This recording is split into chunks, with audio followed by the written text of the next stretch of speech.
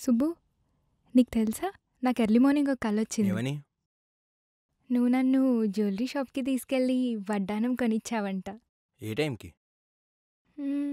గుర్తులేదు సుబ్బు, 5కి అనుకుంటా. అదే మరి 5కి మీ బాబు వచ్చి బిల్లు కట్టినట్టు నాకు కాల్ వచ్చింది.